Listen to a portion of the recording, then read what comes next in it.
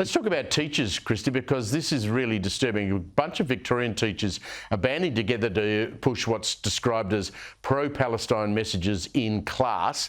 Now, that sort of activism gets us to the point where we're at, where anyone under about the age of, 30, just hears this noise and doesn't bother to go and examine the facts of the case because the teachers are telling them untruths about Australia Day and what happened with colonisation.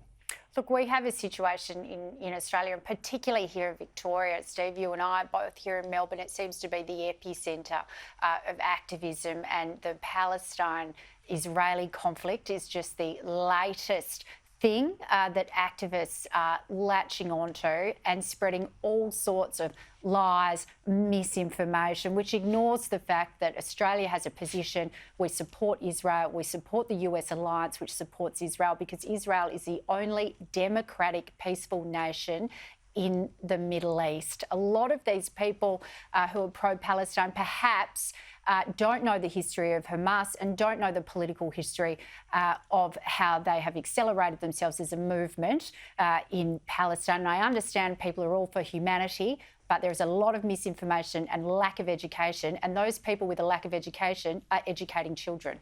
Stephen, you're in the national capital of Canberra. You host the breakfast show there.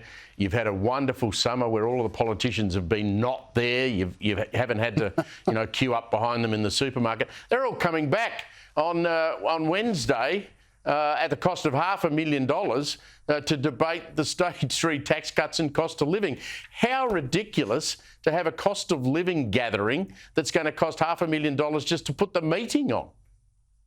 Well, let me correct that, Steve. I think it's going to cost more than $500,000. That was a baseline figure that news.com.au came up with based on the cheapest flights and one staffer coming with each MP. I think it's going to cost considerably more than that, and it just goes to show you how out of touch this government is. But what amazes me is that the Prime Minister apparently woke up on New Year's Day and realised that there was a cost of living crisis. He's got no answers to it, and the only answer he's got is to spend another $1 million of our money to fly all of his MPs back to Canberra when he could have done it via telephone, or just got his economic team together and said, look, let's come up with some answers, because that's actually our job, to run the economy.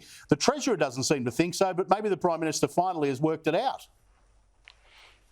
Kristy, you're an expert in political messaging. How dangerous is it for Anthony Albanese if they fundamentally change that promise of the stage 3 tax cuts? It's hugely damaging. It gives the opposition, it gives Peter Dutton an opportunity to say, we had Labor so far down the hole that they changed their position. It gives him an opportunity to say that he didn't implement any cost of living relief through successive budget. We've got MyEFO coming up towards the end of the year to see how it will go. We do have a budget coming in May.